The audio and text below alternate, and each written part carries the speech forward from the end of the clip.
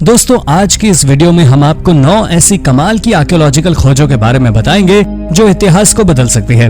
तो चलिए शुरू करते हैं आज की इस वीडियो को। Face embalming recipe. हाल ही में इजिप्ट से मिले एक 20 फीट लंबे पैपिरस को ट्रांसलेट करने के बाद रिसर्चर्स को प्राचीन इजिप्ट की उस एम्बाल्मिंग तकनीक के बारे में जानकारी मिली है, जिसके बारे में पहले किसी को कुछ भी नहीं पता था। प्राचीन मेडिकल लेखों में पहले के समय में किसी मृत व्यक्ति के शरीर को दफन करने से पहले उसके शरीर को संरक्षित करने के लिए की जाने वाली एम्बाल्मिंग की पूरी प्रक्रिया विस्तार में लिखी गई थी। पैपिरस में मृत इंसान के चेहरे को मम्मी में परिवर्तित की प्रक्रिया भी लिखी हुई थी। पुरातत्व विभाग के लिए ये एक बड़ी खोज है, खासकर तब जब हमें ममीफिकेशन की तकनीक के बारे में कोई जानकारी नहीं थी। ऐसे में 3500 साल पहले लिखे गए पैपिरस बहुत महत्वपूर्ण आर्कियोलॉजिकल अवशेष हैं। Red haired mummies in China. लाल बालों वाली इन ममीज को सबसे पहले स्वीडन के आर्कियोलॉजिस्ट ने 1930 में खोजा था और 2000 में फिर से जिंजियांग आर्कियोलॉजिकल इंस्टीट्यूट के रिसर्चर्स द्वारा खोजी गई। ये सबसे अच्छी तरह संरक्षित की गई ममीज में से एक थी। इनमें से सबसे फेमस ममी ब्यूटी ऑफ लुलान है। इसे 1980 में जमीन से लगभग 1 मीटर अंदर दफन पाया गया था। मिट्टी में मौजूद सॉल्ट्स की वजह से ये इतनी अच्छी तरह संरक्षित थी। इसे ऊनी कपड़ों के साथ कई और गिफ्ट्स के साथ दफन किया गया था। यह ममीज लगभग 4000 साल पुरानी हैं और साइंटिस्ट का कहना है कि लाल बालों वाली इन लोगों के मैटरनल एंसेस्टर्स पश्चिमी यूरोप के थे। इस जगह पर रहने वाले लोग हमेशा से ही एक्सपर्ट्स के लिए मिस्ट्री बने हुए हैं। शायद ये ममीज और इनके साथ मिले अवशेष इन रहस्य को सुलझाने में एक्सपर्ट्स की मदद करेंगे। Father नजारियो stone. 19वीं सदी के अंत में एक चर्च के प्रीस्ट ने मुट्ठी के आकार के पत्थर खोज निकाले जिसमें कुछ इंस्क्रिप्शंस लिखे हुए थे। फादर का कहना था कि ये इजराइल के एक गुमनाम ट्राइब के द्वारा छोड़े गए अवशेष हैं, लेकिन बाकी लोग इसे सिर्फ फादर की कल्पना मानते रहे। लोगों ने इन पत्थरों को इम्पोर्टेंट समझा ही नहीं।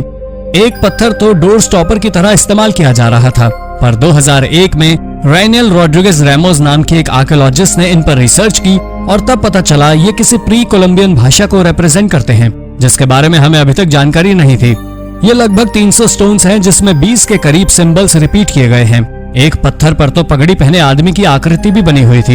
इस क्षेत्र में रहने वाले लोगों के कोई लिखित अवशेष नहीं मिले हैं, इसलिए एक्सपर्ट्स भी इस लैंग्वेज को डिकोड नहीं कर पाए हैं। लेकिन ये अवशेष डिकोड होने के बाद कई महत्वपूर्ण जानकारियां दे सकते हैं और इसीलिए एक्सपर्ट्स का कहना है ये स्टोन्स इतिहास दोबारा लिख सकते हैं। चाइनीज आर्टिफैक्ट्स इन नॉर्थ अमेरिका। 2014 में जॉर्जिया में एक नदी के किनारे एक आर्टिफैक्ट कलेक्ट करने वाले आदमी को एक तलवार मिली। ये काफी खास थी क्योंकि ये एक चाइनीज तलवार थी। अमेरिका में चाइनीज तलवार का मिलना एक्सपर्ट्स को हैरान कर रहा था। साथ ही इसका डिजाइन काफी अनोखा था जो इसे और रहस्यमय बना रहा था। इसमें कई डिजाइन्स भी उकेरे गए थे जिन्हें आज तक वैज्ञानिक समझ नहीं पाए हैं। 30 सेंटीमीटर लंबी ये तलवार लिजर्डिट नाम के एक दुर्लभ धातु से बनी हुई है। हालांकि इस मटेरियल के टाइप और ओरिजिन के बारे में जानकारी देने के लिए आर्कियोलॉजिस्ट को अभी और टेस्ट करने होंगे। कुछ लोगों का ये भी कहना है कोलंबस से पहले भी चीनी लोग अमेरिका आए थे, इसलिए उनके हथियार यहाँ पाए गए। इस तलवार पर एक ड्रैगन का चित्र बना हुआ है जो शैंग डायनेस्टी के समय कॉमन था। इसमें मेसो अमेरिकन जैगुआर गॉड की भी कुछ सिंबल्स हैं, जिनको देखकर यह लगता है कि चीनी और ओल्मेक्स लोगों के बीच कुछ कनेक्शन था। वैज्ञानिक भी ये नहीं जानते कि सचमुच ऐसा कोई कनेक्शन था भी या फिर आर्टिफैक्ट्स में ये सिमिलैरिटी महज एक कोइंसिडेंस है। Roman houses in France. Europe के बाकी हिस्सों की ही तरह फ्रांस भी एक समय रोमन एम्पायर का हिस्सा था। उस समय की रोमन जीवन शैली के ट्रेसेस आज भी इस देश की कई आर्कियोलॉजिकल साइट्स में देखे जा सकते हैं। फरवरी 2020 में नाइव्स नाम के शहर में 2 रोमन हाउसेस के एक्सकेवेशन के बाद पुरातत्वविदों ने कुछ ऐसा खोज निकाला जिसे देख सभी हैरान रह गए। ये जरूर किसी उच्च पद पर काम करने वाले रोमन अधिकारी के घर रहे होंगे। ये अवशेष करीब 2050 साल पुराने हैं। ये शहर उस समय काफी विकसित था। यहाँ करीब 60,000 लोग निवास करते थे और यहाँ पर मंदिर, अखाड़े, जिम आदि तमाम विकसित व्यवस्थाएं थी। इन 2 घरों में भी मुख्य hall, central hall, bedroom, atrium आदि बने हुए थे। एक घर में तो अंडर फ्लोर हीटिंग की भी सुविधा थी। हालांकि अभी तक ये नहीं पता लगाया जा सका है कि इस घर के ओनर्स कौन थे। Cat domestication. आज के समय में बिल्ली पालना काफी आम बात है, लेकिन क्या आपने कभी सोचा है कि इंसान ने बिल्ली पालना कब शुरू किया होगा? 2013 में हुई खोज से इंसान और बिल्ली के बीच दोस्ती की शुरुआत के सबूत एक प्राचीन चीनी सेटलमेंट क्वान हुकुन से मिले हैं। एक्सपर्ट्स का कहना है कि लगभग 5300 साल पहले बिल्ली और इंसान की दोस्ती होनी शुरू हुई थी। इस क्षेत्र के लोग खेती करते थे और इन्होंने बिल्लियों को पेस्ट कंट्रोल के लिए पालना शुरू किया था। एक गांव में मिली बिल्ली के कंकाल से पता चलता है कि उस समय लोग बिल्ली की काफी केयर करते थे। इसी इलाके में मिली एक और बिल्ली के अवशेषों में भी बिल्ली के मिलेट्स खाने के एविडेंस भी मिले हैं, यानी बिल्लियां पालतू थी और लोग इनके खाने पीने का ख्याल रखते थे। हालांकि इन अवशेषों से हम श्योरली ये तो नहीं कह सकते कि इस समय बिल्लियां पालतू थी, लेकिन ये जरूर कह सकते हैं कि बिल्लियों और इंसानों का इंटरैक्शन शुरू हो चुका था। Who built the Great Pyramids of Giza? Giza के पिरामिड्स के बारे में आप सभी ने सुना होगा, लेकिन क्या आप जानते हैं इसका निर्माण किसने किया था? अभी तक ऐसा माना जा रहा था कि गीजा के पिरामिड्स को स्लेव्स ने बनाया था, लेकिन हाल ही में इन पिरामिड्स के पास ही एक बरियल साइट से मिले 4000 साल पुराने अवशेषों से वैज्ञानिक अंदाजा लगा रहे हैं कि इसे पेड लेबरर्स ने बनाया था। जमीन से लगभग 3 मीटर नीचे गहराई में दबे मिट्टी के एक मकबरे में काफी सारे आर्टिफैक्ट्स मिले हैं। इन आर्टिफैक्ट्स की खासियत यह भी है कि ये सभी काफी अच्छी तरह प्रिजर्व्ड हैं। हालांकि इन कंकालों को देखकर यह पता चलता है कि ये गरीब तबके के लोग थे और काफी सारी बीमारियों से पीड़ित भी थे, लेकिन इन्हें पिरामिड बनाने के पैसे दिए जा रहे हैं। इन स्केलेटन्स पर की गई स्टडी से एक और बात सामने आई है कि ये लोग काफी मात्रा में मीट खाते थे। आर्कियोलॉजिस्ट का यह भी कहना है कि अगर ये स्लेव्स होते तो इन्हें इतनी अच्छी तरह दफन ना किया जाता। The library of Alexandria 283 BC के दौरान ये दुनिया की सबसे बड़ी लाइब्रेरी थी। यहाँ 100 से भी ज्यादा स्कॉलर्स रहा करते थे। इसके साथ साथ यहाँ पर कई महान थिंकर्स जैसे होमर, प्लेटो आदि के द्वारा लिखी गई किताबें और डॉक्यूमेंट्स भी थे। एक बात जो आपको हैरान कर देगी कि भले ये काफी चर्चित लाइब्रेरी थी, लेकिन यहाँ आने वाले लोगों की उनकी फाइनेंशियल कंडीशन के आधार पर परमिशन नहीं मिलती थी, बल्कि ये सभी योग्य स्कॉलर्स के लिए थे, चाहे वो अमीर हो या गरीब। 40 एडी में जूलियस सीजर की सेना ने इसमें आग लगा दी। उसके बाद रोमन एम्परर मार्कस ऑरियलिस ने भी यहाँ विदेशी स्कॉलर्स के आने पर रोक लगा दी, जिसके बाद लाइब्रेरी के कई प्रीशियस कॉन्टेक्स्ट नेग्लेक्ट होने लगे। उसके बाद 391 एडी और 451 एडी के समय धर्म संरक्षण के नाम पर लाइब्रेरी को डैमेज करने की कोशिश की गई और साल 640 में अरब फोर्सेस ने लाइब्रेरी पर अपना आधिपत्य स्थापित कर लिया और बची कुची मैन्यूस्क्रिप्ट्स को बाथ हाउस के फ्यूल के तौर पर इस्तेमाल किया। अफ्रीकन आर्टिफैक्ट्स इन साउथ अमेरिका। वैसे तो हम सभी यही मानते हैं कि अमेरिका की खोज क्रिस्टोफर कोलंबस ने की थी, लेकिन पुरातत्वविदों को कई ऐसे एविडेंस मिले हैं जिनसे ये पता चलता है कि अफ्रीकन लोग काफी पहले अमेरिका जा चुके थे। न सिर्फ इन दोनों जगहों के कल्चर्स में समानता है, बल्कि इन जगहों के ह्यूमन स्केलेटन्स को देखकर यह भी पता चलता है कि यहाँ की चिकित्सा की तकनीकी भी काफी समान थी। कुछ लोगों का कहना है कि किंग अबुकरी II सन 1300 के दौरान साउथ अमेरिका गया था, जबकि कुछ अन्य लोगों का ऐसा मानना है कि अफ्रीकी लोग उसके सालों पहले साउथ अमेरिका जा चुके थे। लेकिन अफ्रीका और साउथ अमेरिका के बीच पहला कांटेक्ट कब हुआ और किसने किया, इस बारे में एक्सपर्ट्स को कोई भी जानकारी नहीं है। रोम एंशिएंट नाइफ। कॉलोनियल मैकनो अमेरिका की सबसे इंटरेस्टिंग आर्कियोलॉजिकल साइट्स में से एक है और हाल ही में हुई खोज ने इसे और भी रोचक बना दिया है। जी हाँ, स्क्रीन पर दिख रहा है ये ऑब्जेक्ट भले ही आपको किसी चिकन नगेट्स जैसा लगे, पर यह सालों पुराना एक नाइफ है। एक्सपर्ट्स के मुताबिक इस नाइफ की एग्जैक्ट एज पता लगा पाना संभव नहीं है, लेकिन इसे रिस्टोर करके बिल्कुल पहले जैसा किया जा सकता है। ये नाइफ यहाँ मिले कई इंटरेस्टिंग आर्टिफैक्ट्स में से एक है।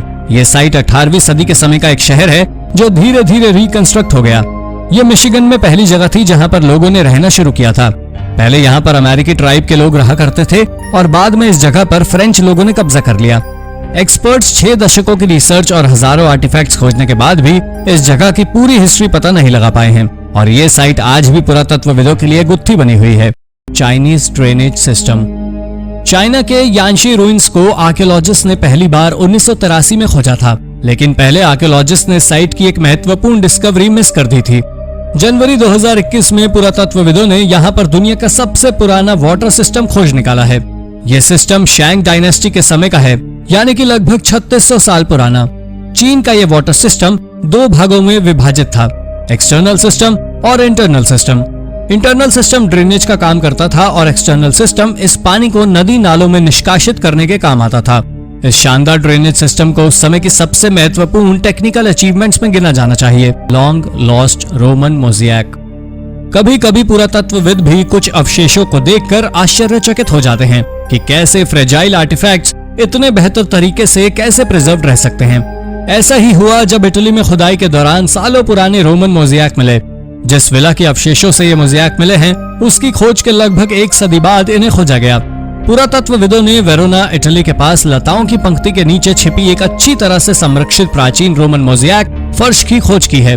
विशेषज्ञों के अनुसार इसका पता 3वीं शताब्दी ईस्वी पूर्व का लगाया जा सकता है। 1922 में इस क्षेत्र में एक रोमन विला के अवशेषों का पता लगाने के लगभग 1 सदी बाद यह खोज सामने आई है। पुरातत्वविदों ने इस खोज के अंत की घोषणा कर दी थी पर लोकल अथॉरिटी ने एक्सकेवेशन कार्य जारी रखने का निश्चय किया है ताकि इटली के इतिहास से जुड़े अन्य फैक्ट्स को रिवील किया जा सके। Duncan shipwreck.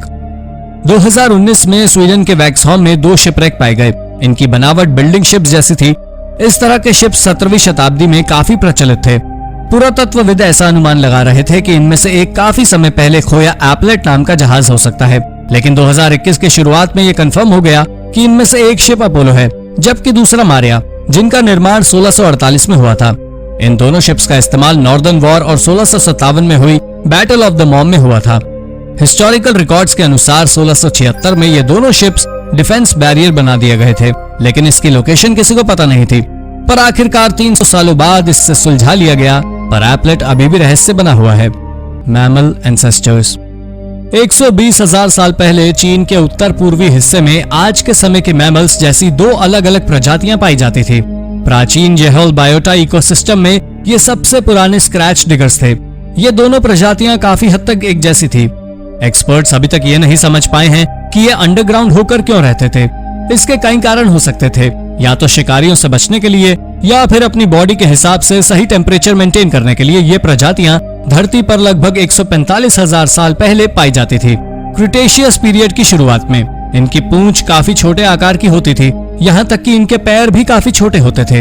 इनमें से एक ट्राइटिलोडॉन टिल था जिसकी लंबाई 30 सेंटीमीटर हुआ करती थी।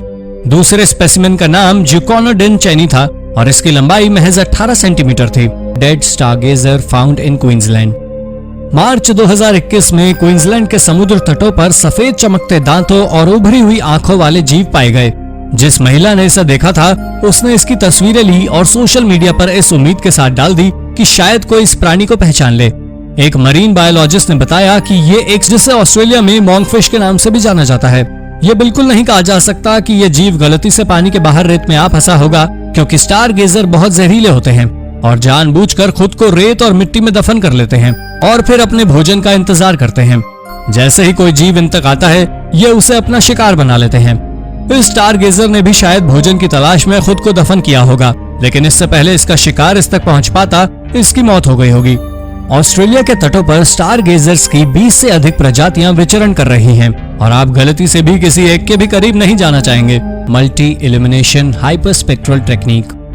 एंशिएंट एट्रुस्कैंस के बारे में हम बहुत कम चीजें ही जानते हैं। ये इटली के पेनिनसुला में लगभग 2500 साल पहले रहा करते थे, यानी कि रोमन साम्राज्य की उत्पत्ति से भी काफी पहले। लेकिन हम अभी तक उनकी लैंग्वेज को भी ट्रांसलेट नहीं कर पाए हैं, इसलिए ये कल्चर हमारे लिए पूरी तरह से रहस्य बना हुआ है। और यही कारण है कि हिस्टोरिकल पॉइंट ऑफ व्यू से एट्रुस्कैन पेंटिंग्स काफी महत्वपूर्ण हैं। और यही कारण है कि फरवरी 2021 में खोजी गई इस टेक्निक के बाद से वैज्ञानिक और भी उत्साहित हैं कि वो इन एंशिएंट एट्रुस्कैंस की मिस्ट्री को सुलझा सकते हैं। मल्टी इल्यूमिनेशन हाइपरस्पेक्ट्रल एक्सट्रैक्शन नाम की इस टेक्निक से सालों से ब्लर और फेड हो चुकी इन पेंटिंग्स को भी क्लैरिफाई करके देखा जा सकता है। अब पुरातत्ववेताओं को उम्मीद है कि ये टेक्निक एट्रुस्कैंस कल्चर के कई रहस्य सुलझाने में मददगार सिद्ध हो सकती है। The oldest throne room. हाल ही में ग्रीस में एक पुराने पैलेस के अवशेष मिले हैं। ऐसा माना जा रहा है ये यूरोप का सबसे पुराना थ्रोन रूम है। ये आइलैंड एक समय में मिनियंस का सेंटर था। मिनियंस 3000 बीसी से 1500 बीसी के समय तक काफी समृद्ध थे। अपने समय में ये लोग काफी मॉडर्न और एडवांस माने जाते थे। नॉसोस के इस पैलेस का स्ट्रक्चर ही बेहद कमाल का था। यह जगह इसलिए भी काफी विकसित थी क्योंकि न सिर्फ ये राजा का निवास स्थान था, बल्कि सभी एडमिनिस्ट्रेटिव ऑफिसेस भी यहीं थे और बाकी राष्ट्रीय आयोजन भी यहीं पर किए जाते थे। इस पैलेस का आर्टवर्क आज भी हजारों साल बाद भी देखा जा सकता है। इस पैलेस में सबसे ज्यादा आकर्षित करने वाला हिस्सा है थ्रोन रूम, जहाँ पर एक किंगली थ्रोन रखा हुआ था। ये थ्रोन पूरे जिप्सम का बना हुआ था और इसके ठीक सामने एक छोटी कटोरे जैसे ऑब्जेक्ट रखा हुआ था। हालांकि वैज्ञानिकों को कोई आइडिया नहीं है कि यह राजा का सिंहासन था या फिर किसी देवी देवता के लिए बनाया गया था। Biblical treasures. हाल ही में इजराइल में आर्कियोलॉजिस्ट को 2600 साल पुराना एक रहस्यमय आर्टिफैक्ट मिला। एक्सपर्ट्स का कहना है असल में ये बुल्ला है, जो कि पुराने समय का एक डॉक्यूमेंट होता था। आप इसकी तुलना किसी हार्ड क्ले सील से कर सकते हैं। आर्कियोलॉजिस्ट ने इसे ट्रांसलेट किया तो इस आर्टिफैक्ट पर लिखा हुआ था belonging to Yakul son of Shalema son of Shavi. ऐसे सच माने तो ये सामने आता है कि बाइबल के 2 कैरेक्टर्स जेहुकल और शलेमा वास्तव में थे, लेकिन ऐसा भी हो सकता है कि एक समय पर एक ही नाम के कई लोग हों। पुरातत्वविदों के पास इस बात से जुड़ा कोई पुख्ता सबूत नहीं है, इसलिए ये कह पाना मुश्किल है कि बाइबल के कुछ किरदार सचमुच थे भी या नहीं। Italian water portal. इटली के पो वैली में कुछ ही समय पहले एक अजीब वाटर पोर्टल खोजा गया। असल में ये एक गड्ढा था जिसमें टिम्बर के टुकड़ों से लाइनिंग की गई थी। इसके लिए कई तरह की लकड़ियों का इस्तेमाल किया गया था, जिसमें ओक, एल्म और वॉलनट के पेड़ की लकड़ी शामिल थी। पहले तो आर्कियोलॉजिस्ट समझ ही नहीं पा रहे थे इसका इस्तेमाल क्यों किया जाता था। बाद में पता चला इसे पानी इकट्ठा करने के लिए किया जाता था। इसका निर्माण 1436 बीसी में किया गया था।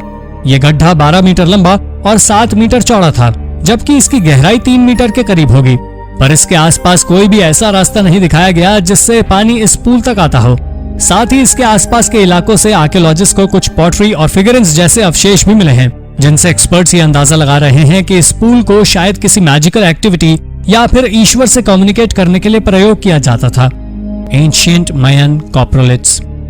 हाल ही में हुई एक स्टडी में माया सिविलाइजेशन के अंत से जुड़े कई राज सामने आए हैं।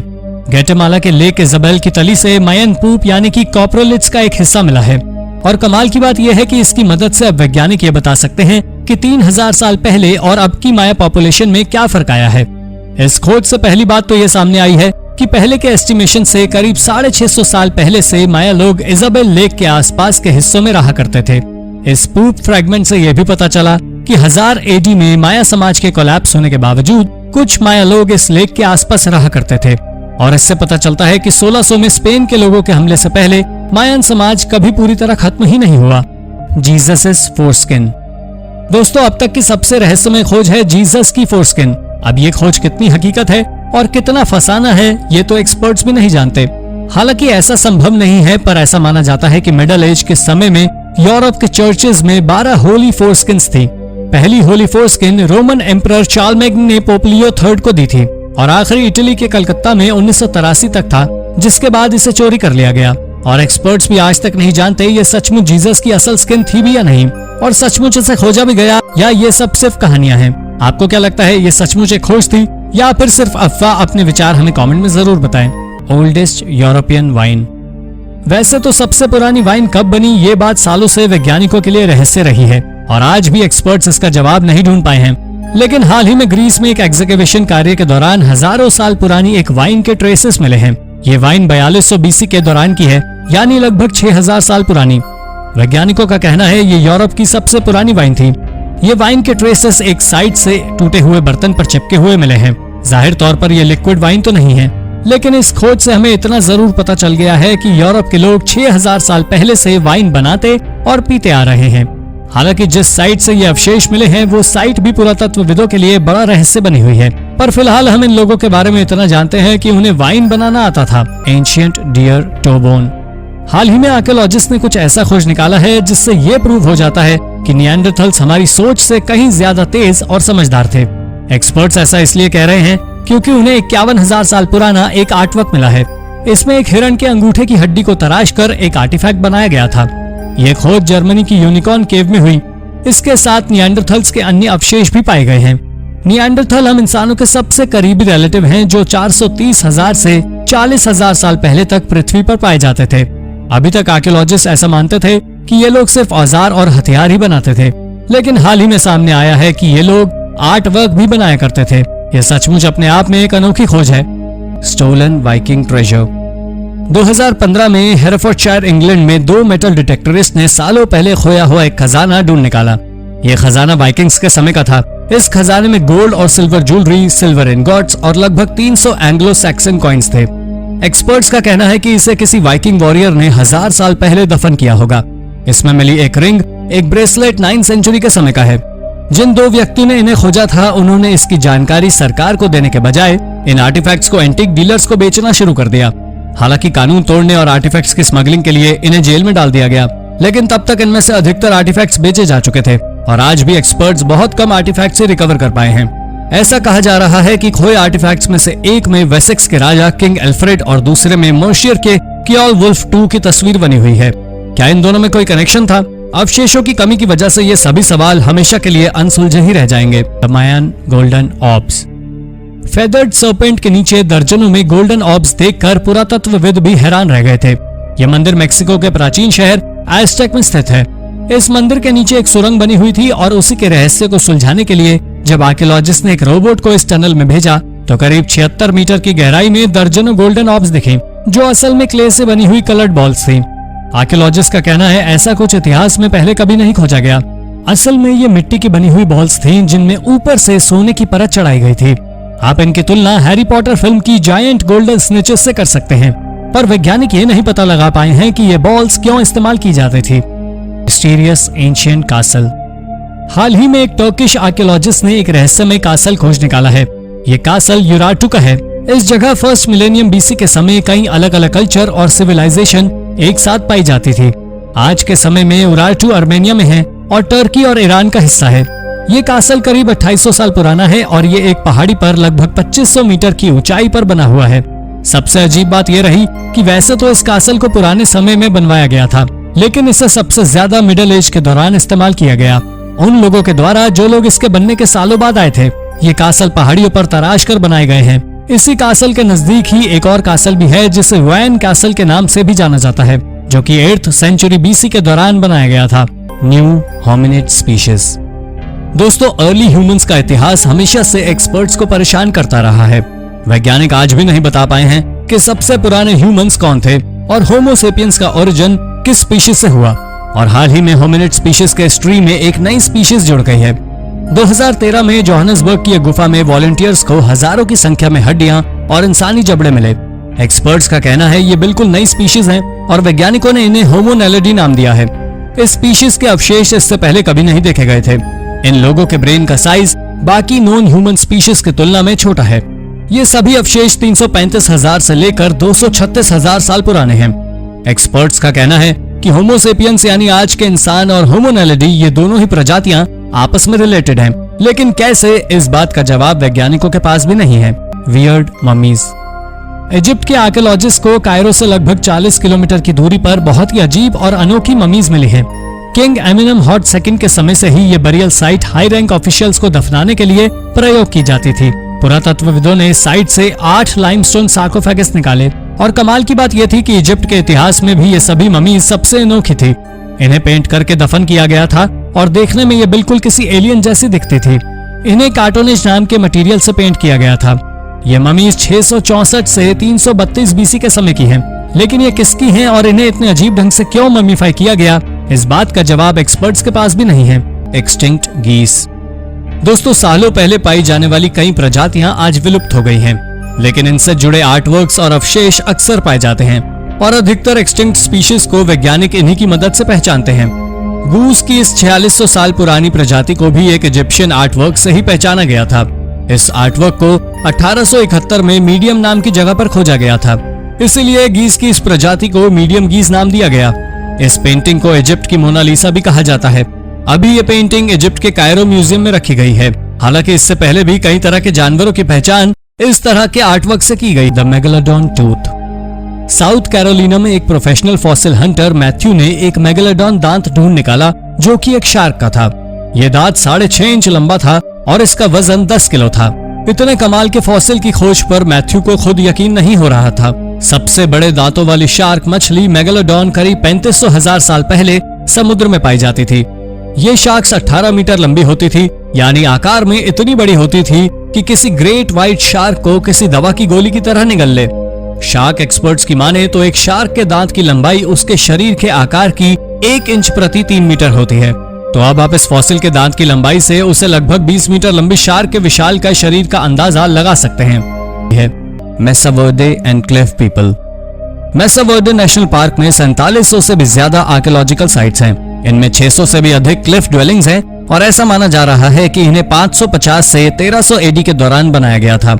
ऐसा कहा जाता है कि इन लोगों ने अमेरिका में लगभग 700 सालों तक जीवन यापन किया और फिर 1200 में अचानक गायब हो गए। वैज्ञानिक आज भी हैरान हैं कि यहाँ रहने वाले लोग इतनी समृद्ध सभ्यता को छोड़कर क्यों गए। वैज्ञानिकों का अनुमान है कि ये लोग शायद मेक्सिको में जाकर बस गए होंगे, पर यह सिर्फ अनुमान है और हम आज भी इन लोगों के बारे में ज्यादा कुछ नहीं जानते और ना ही इन लोगों के उस समय की एक एडवांस शहर को छोड़ के जाने की कोई वजह दिखाई दे रही है। आज भी इस साइट के अवशेष वेल प्रिजर्व्ड हैं और हर साल यहाँ हजारों विजिटर्स आते हैं। Mycenaean palace of Kydonia. Minoan civilisation के समय काइडोनिया का ये माइसिनियन पैलेस जितनी महत्वपूर्ण आर्कियोलॉजिकल साइट है, इसने एक्सपर्ट्स को उतना ही कंफ्यूज भी किया है। दरअसल ये कंफ्यूजन एक बच्चे के कंकाल की वजह से है जिसमें चाकू के घाव मिले हैं। वैज्ञानिक समझ ही नहीं पा रहे थे कि एक बच्ची को इतनी बर्बरता से क्यों मारा गया। पर हाल ही में हुई स्टडी में सामने आया कि मिनियन लोग वर्जिन लोगों की बलि दिया करते थे। हालांकि ये कॉमन रिचुअल नहीं था, लेकिन प्राकृतिक आपदा के समय वो अपने भगवान की नाराजगी दूर करने के लिए करते थे। 13वीं सदी में जब बड़ा भूकंप आया और मिनियन सिविलाइजेशन का एक बड़ा हिस्सा नष्ट हुआ, तो इन लोगों ने इस लड़की के साथ 43 भेड़ें, 4 सुअर और एक बैल की बलि दी गई थी। ये सभी अवशेष पुरातत्वविदों को पैलेस के नीचे दफन मिले। Lost imperial home. जापान के एक छोटे से शहर नारा में एक इंपीरियल हाउस के काफी सारे अवशेष मिले हैं। ये जापान में पिछले कुछ सालों में खोजे गए सभी रिमेन्स में से सबसे बड़ा है। ये हाइयो कायो पैलेस नाम की एक साइट पर पाया गया। ये जगह पहले जापान की राजधानी हुआ करती थी। ये सभी अवशेष 8th सेंचुरी के समय के हैं। आर्कियोलॉजिस्ट ने अभी एक ही बिल्डिंग खोजी है जो एक सिंगल पिलर पर बनी हुई थी और ऐसा माना जा रहा है कि ये एम्परर कोकेन के रहने की जगह थी। एम्परर कोकेन ने जापान पर साल 713 से 740 तक शासन किया। कमाल की बात यह भी है कि कोकेन जापान की पहली फीमेल शासक नहीं थी, बल्कि 6वीं थी और हम 1300 साल पहले की बात कर रहे हैं। तो आपको क्या लगता है, 1300 साल पहले जापान में महिलाओं की स्थिति बेहतर थी? हमें कमेंट में जरूर बताएं। Oldest Australian rock painting. दोस्तों, अगर हम आपसे ऑस्ट्रेलिया में पाए जाने वाले किसी एक जानवर का नाम बताने को कहें तो आप निश्चित तौर पर कंगारू का ही नाम लेंगे। हम में से अधिकतर लोग यही करेंगे। कंगारू और ऑस्ट्रेलिया का रिश्ता हजारों साल पुराना है और अब तो इस पर पुरातत्वविदों की मुहर भी लग गई है। हाल ही में ऑस्ट्रेलिया में खोजी गई सबसे पुरानी रॉक पेंटिंग एक कंगारू की ही है।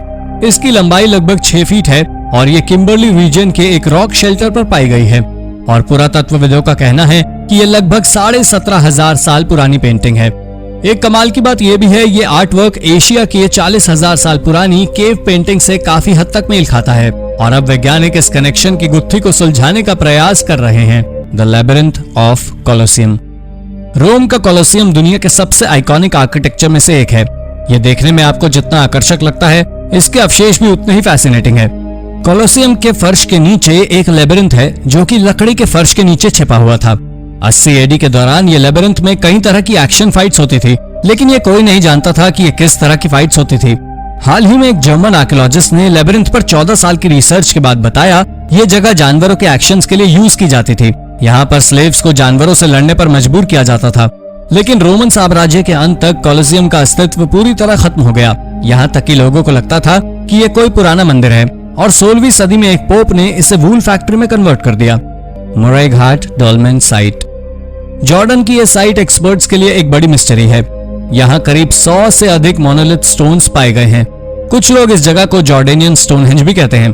एक्सपर्ट्स आज भी ये पता लगाने की कोशिश कर रहे हैं कि ये साइट क्यों इस्तेमाल की जाती थी। इस जगह से प्राचीन कल्टिक बिल्डिंग्स, स्टोन मेगालिथिक जिन्हें डॉल्मेन कहा जाता है, वो मिले हैं। यहाँ से प्राचीन सभ्यता के ट्रेसेस भी मिले हैं। अजीब बात यह है कि पहले के समय में रिचुअल और ब्लैक मैजिक से जुड़ी जगहें रिहायशी इलाकों से बहुत दूर होती थी। फिर इस सिविलाइजेशन में ये जगह सेटलमेंट के पास क्यों थी, ये समझना एक्सपर्ट्स के लिए भी मुश्किल है। ये साइट ब्रॉन्ज एज के शुरुआती समय की थी, यानी लगभग 5000 साल पहले की। लेकिन इस साइट को समझ पाना आज भी एक्सपर्ट्स के लिए संभव नहीं है। Ancient ritual site in Mexico. हाल ही में मेक्सिको में 8000 साल पुरानी एक नई रिचुअल साइट खोजी गई है। आर्कियोलॉजिस्ट भी इसे देखकर हैरान रह गए।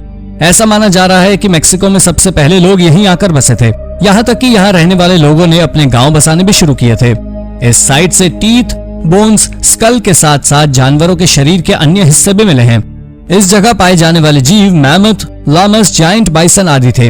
एक्सपर्ट्स का कहना है कि मेक्सिको की फर्स्ट कम्युनिटी इन जानवरों का इस्तेमाल किसी तरह की रिचुअल एक्टिविटी में किया करते थे। लेकिन ये साइट इतनी पुरानी है कि हड्डियों और कुछ पत्थरों के अलावा यहाँ कुछ और नहीं मिला। इसलिए मेक्सिको में सबसे पहले बसने वाले ये लोग और उनके रिचुअल्स पुरातत्वविदों के लिए मिस्ट्री हैं, जो शायद कभी नहीं सुलझेगी। New theory of Nazca lines. Nazca lines हमेशा से आर्कियोलॉजिस्ट को आकर्षित करती रही हैं। जब से इन्हें खोजा गया है तभी से एक्सपर्ट्स के लिए एक बड़ा रहस्य बनी हुई है। इससे जुड़ी नई स्टडी और फैक्ट्स अक्सर सामने आते हैं, लेकिन रहस्य वही का वही है। कुछ लोगों का कहना है ये एक प्राचीन लेबिरिंथ का हिस्सा है, जबकि अन्य लोगों का कहना है इन्हें कॉन्स्टेलेशन को मिमिक करने के लिए बनाया गया है। हाल ही में हुई स्टडी के बाद एक्सपर्ट्स का कहना है नाज़का लाइंस पुराने समय में लोगों के लिए मैप की तरह काम करती है। इनकी मदद से लोग आसपास के मंदिरों की लोकेशन पता कर सकते थे। कहा जा रहा है पिलग्रिम्स लोग मंदिर जाने के लिए इस रास्ते का इस्तेमाल किया करते थे। लेकिन अगर ये लाइंस मंदिरों का भी रास्ता बताती थी तो ये मंदिर कभी खोजे क्यों नहीं जा सके। हालांकि एक्सपर्ट्स का यह भी कहना है कि कई जनरेशन लोगों ने इन लाइंस का इस्तेमाल किया, यानी हो सकता है ये सभी कयास सही हों, या फिर अभी भी हम सही दिशा में नहीं सोच पा रहे हैं। आपको क्या लगता है, नाज़का लाइंस की नई थ्योरी सच है या फिर नहीं? अपने जवाब हमें कमेंट में जरूर बताएं। तो दोस्तों, इनमें से कौन सी खोज आपको रोचक लगी, अपना जवाब हमें कमेंट करके जरूर बताइएगा। ऐसे ही अन्य रोचक जानकारियों के लिए हमारे चैनल को सब्सक्राइब करना ना भूलें। धन्यवाद।